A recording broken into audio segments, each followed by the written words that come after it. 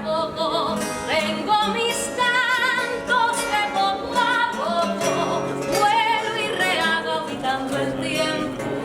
Como le cuadra un hombre despierto, soy feliz, soy un hombre feliz y quiero que me... Dado que ni el Consejo de Seguridad de las Naciones Unidas, ni la Unión Europea, ni Bélgica han adoptado sanciones contra Cuba, podemos concluir que el banco BNP Paribas Fortis reconoce indirectamente que rechazó la transacción obedeciendo a las orientaciones de la Oficina de Control de Activos Extranjeros, OFAC, o el Departamento de Estado de los Estados Unidos.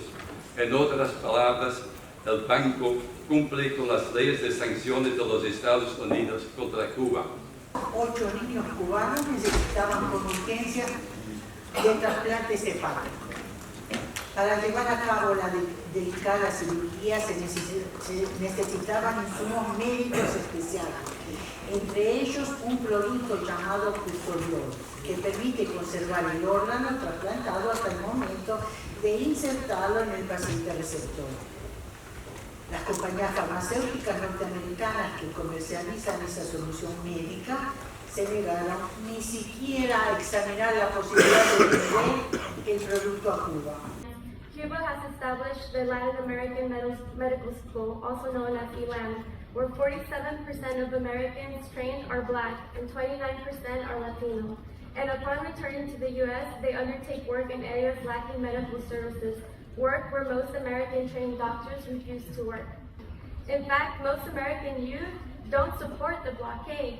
When the U.S. government stops us from connecting with others and building better futures together, we really have to question what is it that they're actually trying to hide from us. Because what I have seen while visiting Cuba and experiencing Cuba is very different from what the main English and Spanish media outlets, including entertainment, had told me growing up. And this is why I'm here to respectfully demand the U.S. to end the blockade and remove Cuba off the state-sponsored terrorism list. La Asamblea General de la ONU ha citado en particular la ley Helms-Burton, que tiene efectos extraterritoriales que atentan contra la soberanía de otros estados, los intereses legítimos o las personas bajo su jurisdicción y la libertad de comercio y navegación. According to Article 2 of the 1948 Geneva Convention on the Prevention and Punishment of the Crime of Genocide, paragraph C, I quote, deliberately inflicting on the group conditions of life calculated to bring about its physical destruction in whole or in part is an act of genocide.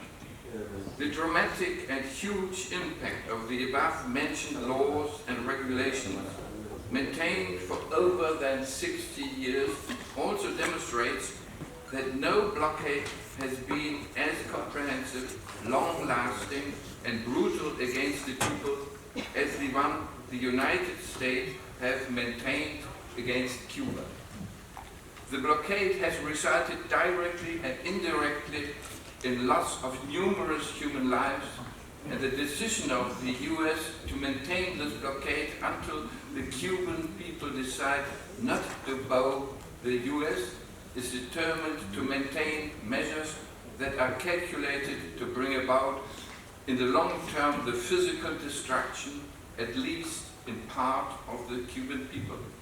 Such an attitude could amount to a crime of genocide.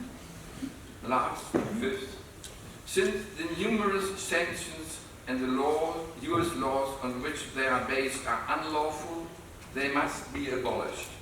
The USA must pay compensation for the damage caused to the Cuban state, its companies and citizens.